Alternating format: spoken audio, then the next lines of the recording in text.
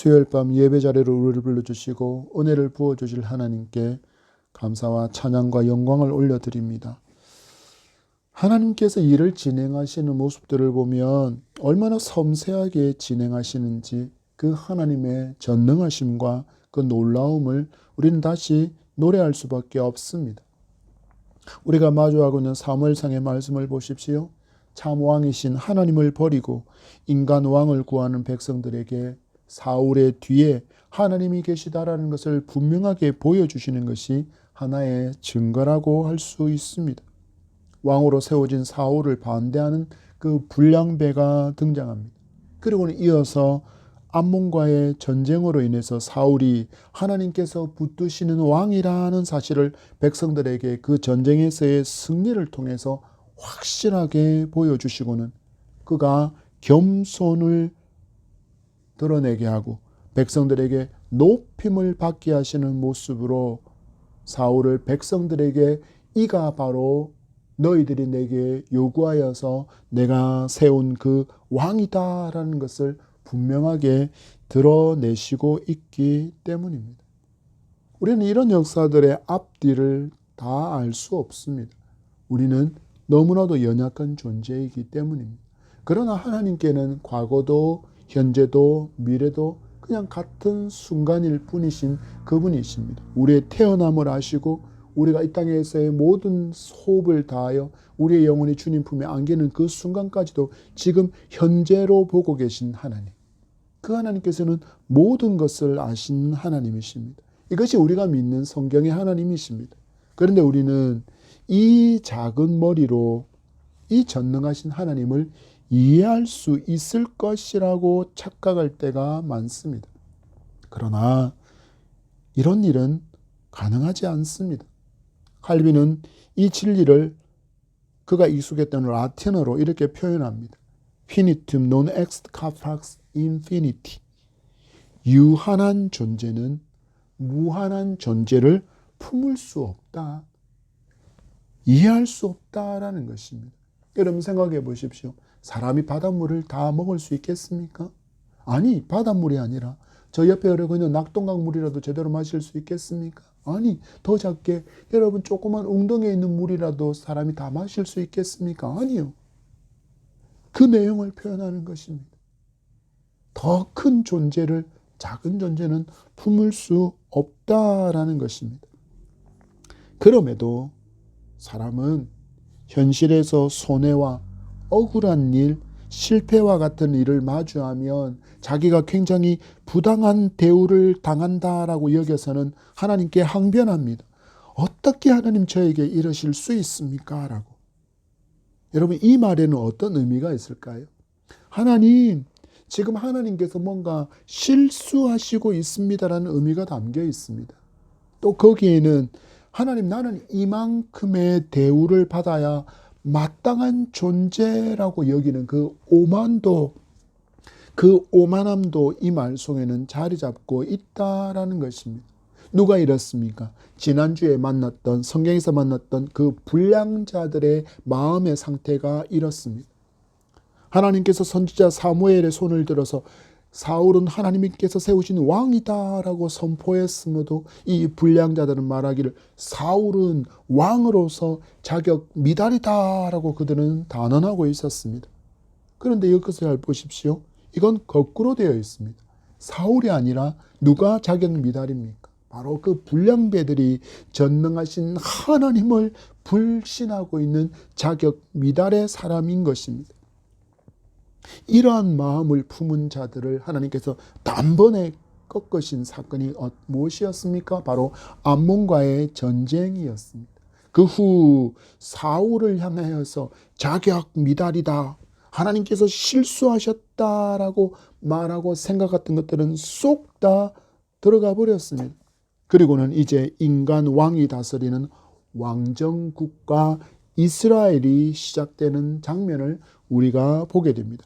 12절의 말씀을 받습니다. 시작. 백성이 사무엘에게 이르되 사울이 어찌 우리를 다스리겠나 한 자가 누구니까 그들을 끌어내소서 우리가 죽이겠나이다. 백성들의 태도의 변화를 우리는 볼 수 있습니다. 암몬과의 전쟁에서 대승을 거두고 개선하는 사무엘에게 백성들이 우르르 하고 달려와서는 말합니다. 사울을 조롱하고 모독했던 그 불량배들을 처단하겠다. 이 같은 백성들의 반응은 무엇을 의미하는 것일까요?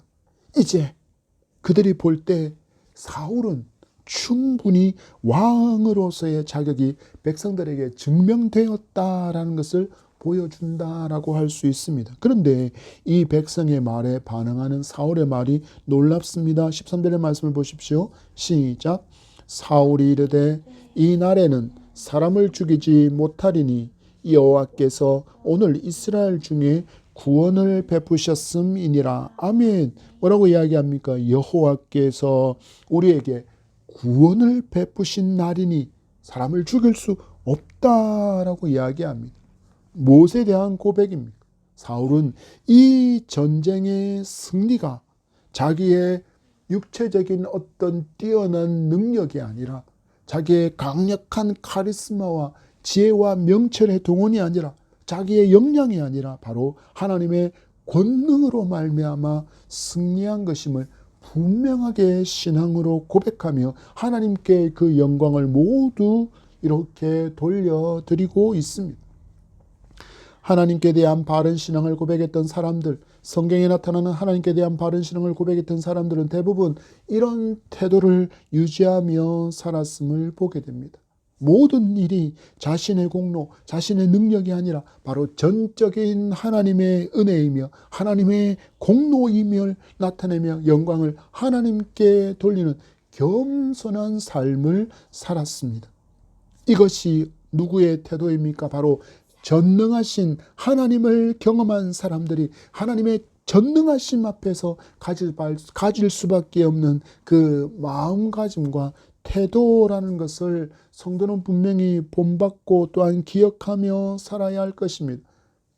그런데 왜 이처럼 놀라우신 전능하신 하나님 앞에서 살아가는 성도가 어느 순간 하나님 앞에서 교만해질까요? 이유는 단순합니다. 인생의 주인이 바뀌기 때문입니다.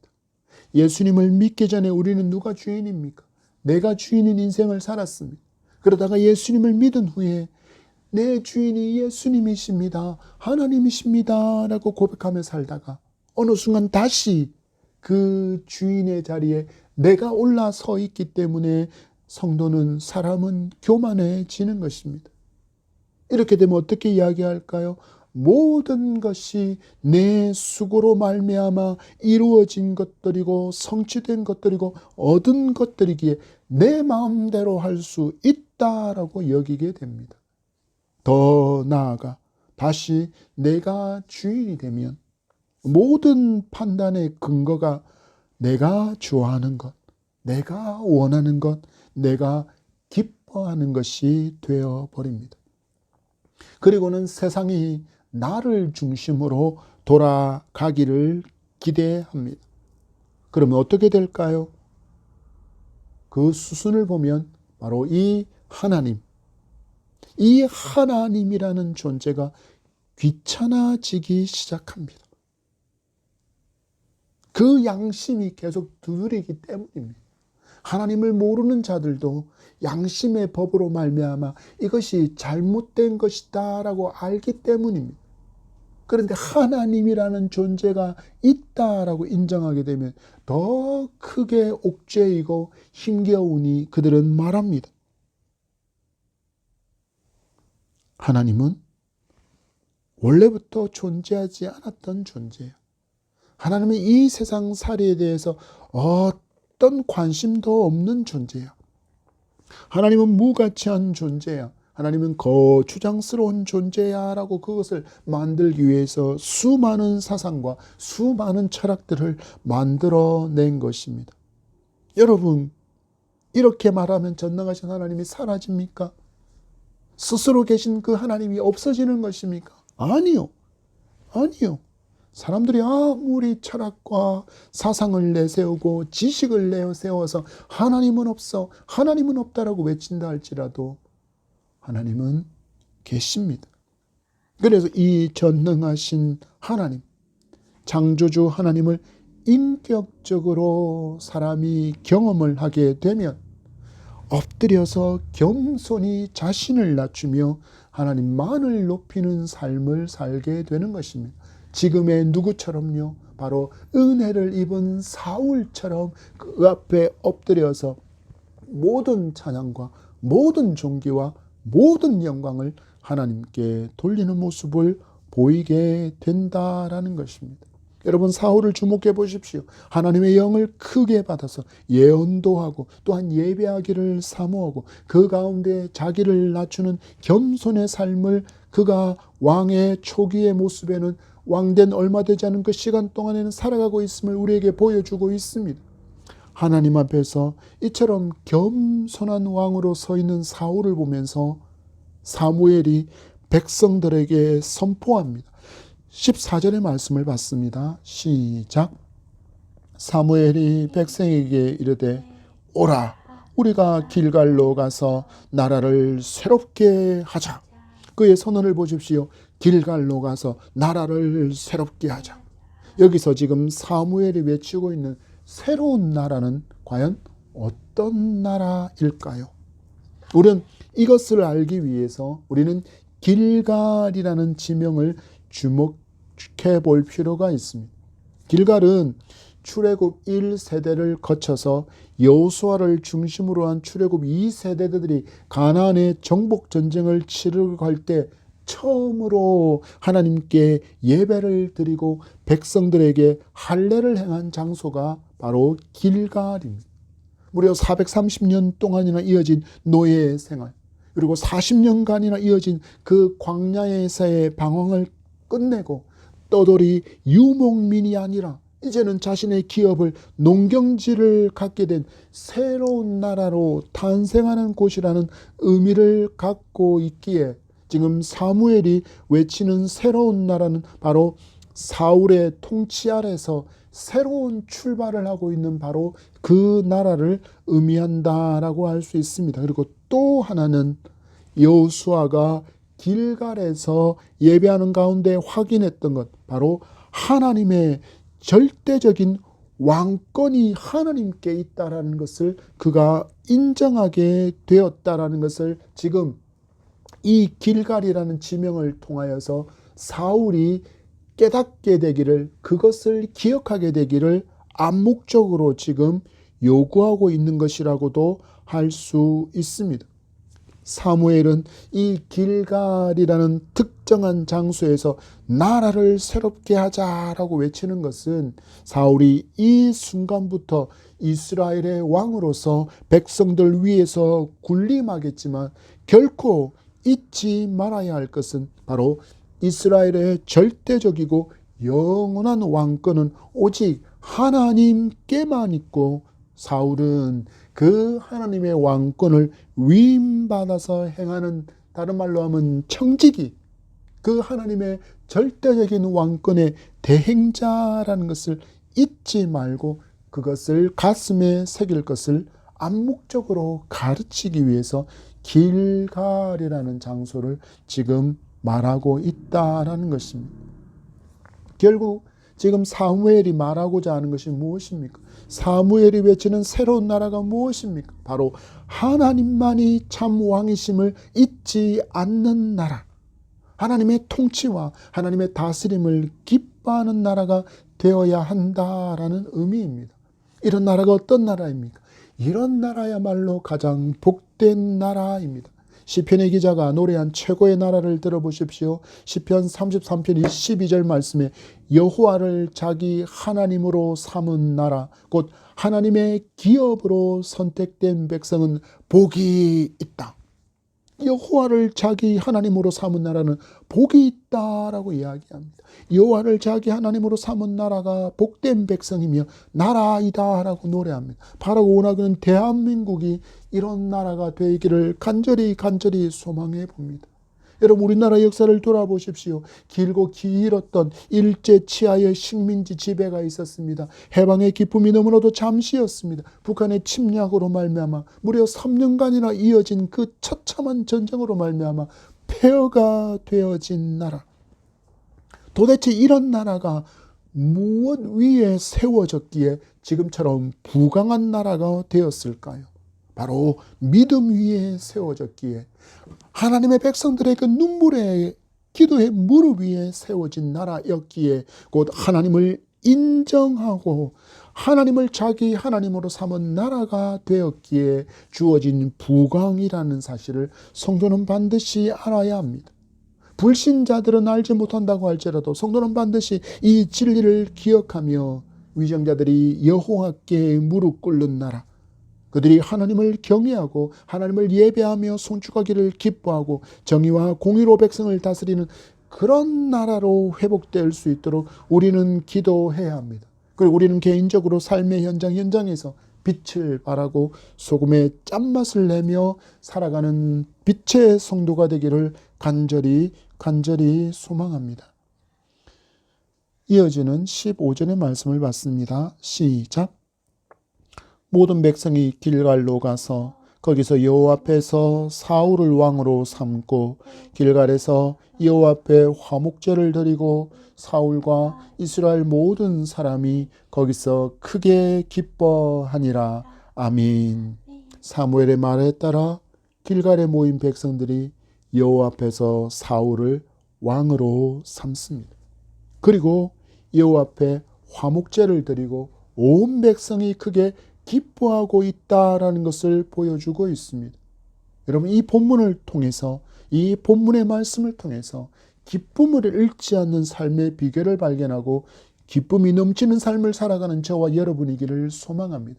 그 진리의 첫 번째는 바로 하나님과 화목하는 것입니다.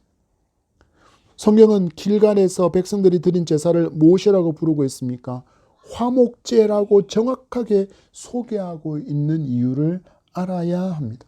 그럼 화목제가 무엇입니까? 화목제는 하나님께 기쁨의 제물을 드린 다음에 그 제물을 온 백성이 함께 나누어 먹으면서 기쁨으로 드리는 감사의 제사가 바로 화목제였습니다. 수직적으로는 하나님과 사람이, 수평적으로는 옆에 있는 사람과 더불어서 모든 무거운 것, 갈등을 다 떨쳐버리고 친밀한 교제를 나누는 제사가 무엇이었다고요? 바로 화목제였습니다. 이렇게 화목의 제사로 예배했더니 그들에게 어떤 일이 일어났습니까? 크게 기뻐하니라. 기쁨이 있었다라고 이야기합니다. 얼마 전에 어떤 유명한 연예인이 자기의 일상 가운데 무기력함을 호소하는 장면을 보여주며 이런 말을 이어가는 것을 들을 수 있었습니다. 공허하다. 지금 대한민국에서 활동하고 있는 연예인 중에서 가장 바쁜 연예인에 들어갈 수 있는 이 사람이 매주 서민들은 기대하기도 힘든 그런 어마어마한 수준의 출연료를 받으면서 살고, 그리고 그가 어디를 가든지 사람들이 와 누구다라고 환호하며 그에게 스포트라이트를 보내는 보통의 사람들이 부러워하는 삶을 살고 있었지만, 그가 스케줄을 다 마치고 불 꺼진 집에 문을 열고 들어오는 순간에 마주하는 감정이 무엇이었다고요? 공허함이었다라는 것입니다. 카메라 앞에서는 그렇게 밝은 표정, 그렇게 장난기 가득한 얼굴이었지만 막상 그를 조명하는 카메라도 다 사라지고 오롯이 자기만의 공간에서 마주하는 그의 감정이 공허함이었다라는 것입니다. 여러분 잘 보십시오. 예수님 믿지 않으면 기쁨이 없습니까? 예수님을 믿는 사람도 기쁨이 있습니다. 얼마나 많은 기쁨들이 있습니까? 여러분 대학교 합격하면, 내 자녀들이 대학교 합격하면 안 기쁩니까? 기쁩니다. 내 자녀가 새끼를 낳아서 내 자녀의 아기를 안으면 안 기쁩니까? 기쁩니다. 새롭게 집을 사고 새롭게 차를 사고 새롭게 직장을 얻고 내가 좋아하는 어떤 것을 하게 되면 기뻐합니다. 얼굴에 한박 웃음을 짓게 하는 일들도 많이 있습니다.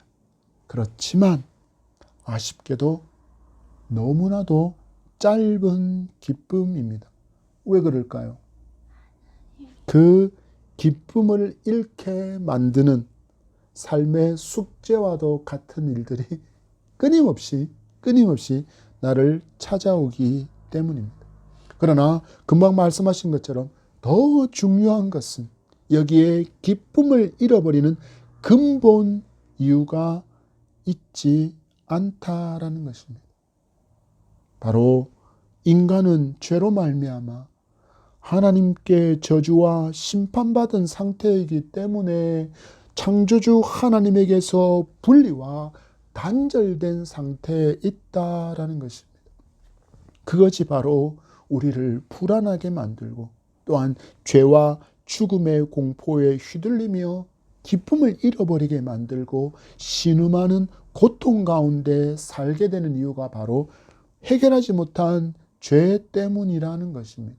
이 단절과 분리로 인한 그 불화의 담을 허물어 주시기 위해서 하나님은 무엇을 행하셨습니까? 바로 당신의 아들 독생자 예수 그리스도를 이 땅에 화목 제물로 보내시고 십자가에서 죽게 하심으로 말미암아 그 죄와 사망의 무거운 모든 짐을 벗겨 주셨습니다.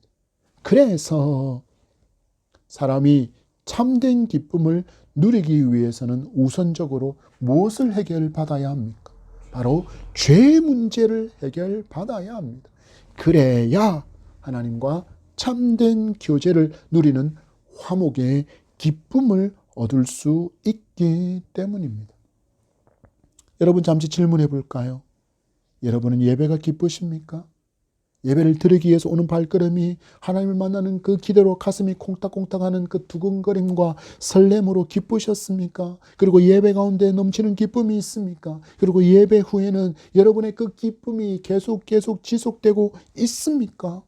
여러분, 이런 회복이 여러분이 예배 가운데 풍성하게 경험해서 여러분의 마주하는 그 모든 삶 가운데 이러한 넘치는 기쁨이 풍성하기를 축복합니다. 온 백성이 사울을 이제 왕으로 인정하는 모습 가운데 마지막 사사이며 선지자인 이 사무엘의 마지막 설교가 이어지고 있습니다. 그는 백성이 지금 누리는 이 화목의 기쁨을 계속 지속할 수 있기 위해서 그들에게 반드시 필요한 진리를 가르쳐 주고 있음을 보게 되는데 그 말의 서두가 조금은 이해가 되지 않습니다. 1절에서 3절의 말씀을 우리가 기억하고 그 말씀을 그대로 넘어가 보겠습니다. 너희의 요구대로 하나님께서 너에게 왕을 세우셨고 이제 사울이 왕으로 너희 앞에서 못하고 있다라고 2절은 말하고 있습니까? 출입하고 있다라고 이야기합니다. 여기서 출입하다라는 말은 히브리어로 할락인데 그 기본 뜻은 이겁니다. 걷다. 이 말은 목자가 양떼를 이끌고 앞장서서 걷는 그 팔레스타인의 생활 풍습에서 유래된 말로 지금 사울이 왕으로서 목자가 양떼를 끌고 열심히 움직이는 것처럼 그가 왕으로서 활발히 활동하기 시작했음을 비유하는 말이 무엇이냐면 바로 출입하다라는 표현입니다. 사무엘에게 주어진 그 마지막 사사로서의 지도권이 이제는 왕이 된 사울에게로 완전하게 넘겨졌다, 이양되었다라는 것을 뜻하는 말이기도 합니다. 그러면서 사무엘은 자기가 여호와 앞에서 그리고 기름 부음을 받은 사울과 백성들 앞에서 나는 이렇게 살았다라고 이야기합니다. 나는 정직하고 신실하게 맡겨진 사명을 감당했다라고 증언하고 있습니다. 여러분 한번 질문해 보십시오. 왜 갑자기 마지막 설교를 하면서 사무엘은 자기의 신실함과 자기의 정직함을 증언하고 있는 것일까요? 본받으라는 의미도 있겠지만 지금 내가 너희들에게 하고자 하는 이 말에는 중요한 메시지가 있으니 너희들은 분명히 주의 깊게 이 메시지를 들어야 한다라는 이 설교를 주위에서 들으라는 강조와 함께 그의 영적인 권위를 드러내기 위한 목적이 이 표현 속에 있다라는 것입니다. 이 사무엘의 말에 대한 백성들의 반응을 주목해 보십시오. 4절의 말씀을 봤습니다. 시작. 그들이 이르되 당신이 우리를 속이지 아니하였고 압제하지 아니하였고 누구의 손에서든지 아무것도 빼앗은 것이 없나이다 하니라. 아멘. 보십시오, 여러분. 하나님 앞에서 그리고 우리 백성들 앞에서도 당신 사무엘은 신실하고 정직한 사사였으며 하나님의 선지자였다라고 백성들이 지금까지의 사무엘의 그 삶을 떠올리면서 증언하고 있습니다. 뭐라고 증언합니까? 당신은 우리를 속이지 아니하였고 우리를 압제하지 아니하였고 누구의 손에서도 어떤 것도 강탈한 적이 없습니다 라고 그들이 그들의 입술로 증언하고 있습니다. 우리는 보통 모든 사람이 부정과 부패로 얼룩져 있다라는 것을 표현하고 그러면서 자기의 부정과 자기의 부패를 합리화하기 위해서 자주 사용하는 말이 있습니다. 털어서 먼지 안 나는 사람 없다. 이 속담을 영어로는 어떻게 표현하나 이렇게 살펴보니까 Everyone has a skeleton in the closet 이라고 표현하고 있습니다. 모든 사람은 해골을 갖고 있는데 어디에 갖고 있는가? 클로셋, 바로 옷장 안에 그 해골을 갖고 있다라고 그렇게 표현합니다. 이게 무슨 뜻인가라고 보니까 다른 사람에게 보이지 않는 공간인 그 옷장 안에 누구에게도 보여줄 수 없는 그 해골과 같은 그 내면에 숨겨진 비밀이 있다라는 것입니다. 그 비밀은 남의 이목을 끌 수 있는 그 집안의 수치스러운 어마어마한 비밀, 그리고 자기 자신에 대한 비밀을 모두 가지고 있다라는 의미로 사용되어지는 속담인데 이것이 털어서 먼지 안 나는 사람은 없다라는 그 번역으로 사용되어진다라고 글을 읽을 수 있었습니다. 여러분, 세상 사람들은 이럴 수 있습니다. 자기 부정과 부패를 합리화하려고 야, 털어서 먼지 안 나는 사람이 어딨냐? 설교하는 저 목사는 털어서 먼지 안 나을까? 교회 다닌다는 사람들은 털어서 먼지 안 나는 사람이 있을까? 세상 사람들은 이럴 수 있습니다. 왜냐고요? 그들은 자기의 옷장 안에 숨으면 다른 사람이 절대로 모를 것이다 라고 여기기 때문입니다. 그러나 성도는 그럴 수 없습니다. 왜 그렇습니까? 하나님께서 보고 계심을, 듣고 계심을 믿기 때문입니다. 우리 나중 말씀이지만 사무엘상 16장 7절 말씀 지금 한번 읽어보겠습니다. 사무엘상 16장 7절의 말씀입니다. 시작.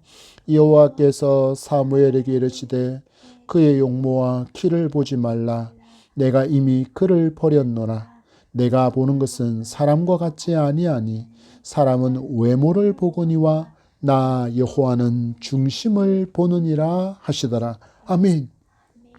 성도는 성경의 진리의 말씀을 통해서 하나님을 알게 되었기에 하나님께는 어떤 것도 숨길 수 없다라는 것을 믿습니다.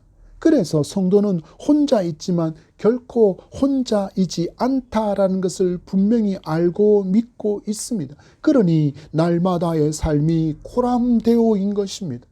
이것을 믿고 기억하면 성도는 털어서 먼지 안 나는 사람으로 살 수 있습니다. 여러분, 불가능하다고 여기십니까? 아니요. 누가 있습니까? 다니엘이 있지 않습니까?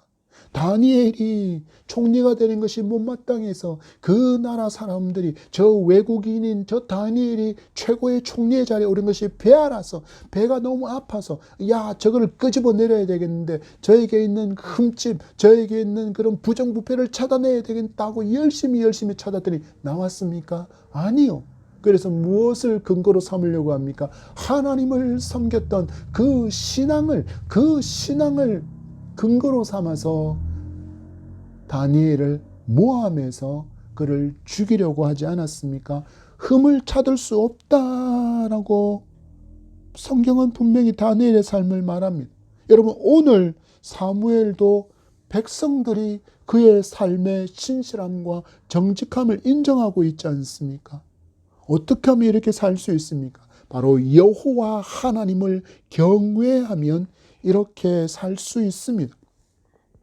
지금 유튜브를 통해서 하나님 말씀을 듣는 분 중에 정치인이 계십니까? 공직자가 계십니까? 기업인이 계십니까? 교육자가 계십니까? 유명인이 계십니까? 그렇다면 하나님을 경외하는 성도가 되시기 바랍니다. 그리고 하나님 앞에서, 사람들 앞에서 부끄럽지 않는 정직과 성실한 사람으로 칭찬받는 사람이 되겠다 결단하시기 바랍니다. 거기서부터 변화가 시작되고 거기서부터 이 대한민국이 새로운 나라로 세워지게 될 줄 믿으시기 바랍니다. 이 백성들의 반응을 듣고 난 후 이어지는 사무엘의 말을 보십시오. 5절의 말씀을 받습니다. 시작.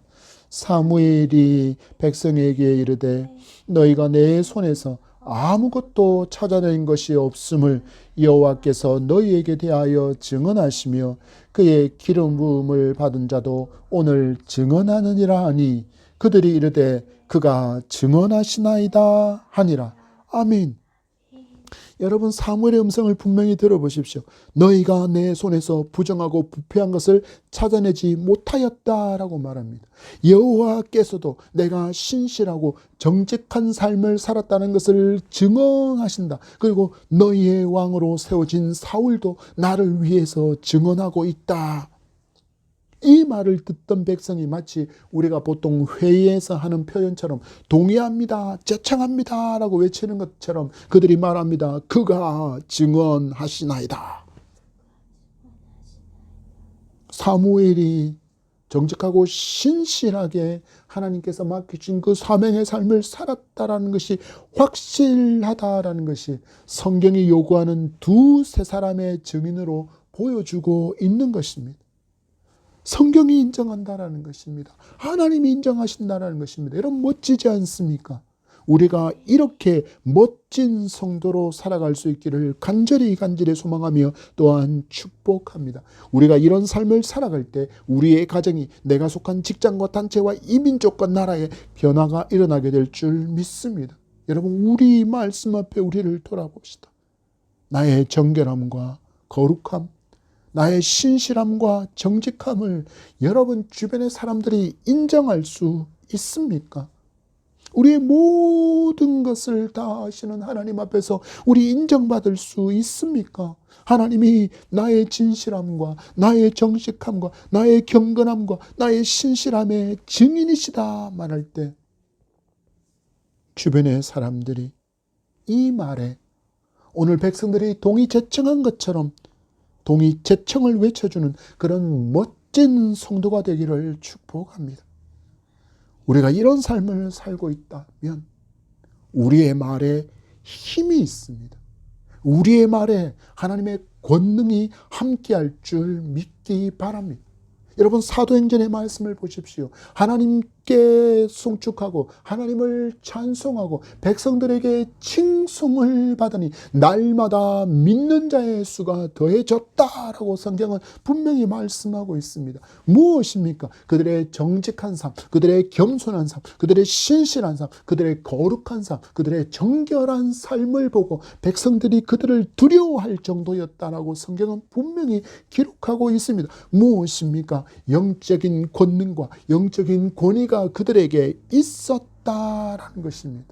우리가 이렇게 살아갈 때 이러한 삶을 살아가는 우리가 전하는 그 진리의 그 복음의 능력이 나타나게 될 줄 믿습니다. 그때 여러분이 예수 그리스도를 주시라, 예수 그리스도가 하나님의 아들이시다, 예수 그리스도가 메시아라고 외칠 수 있는 그 자랑에 많은 사람이 반응되어져 옳은 대로 돌아와 하늘의 별과 같이 여러분들이 하나님께 빛나는 멋진 성도의 삶을 살아가게 될 줄 믿습니다.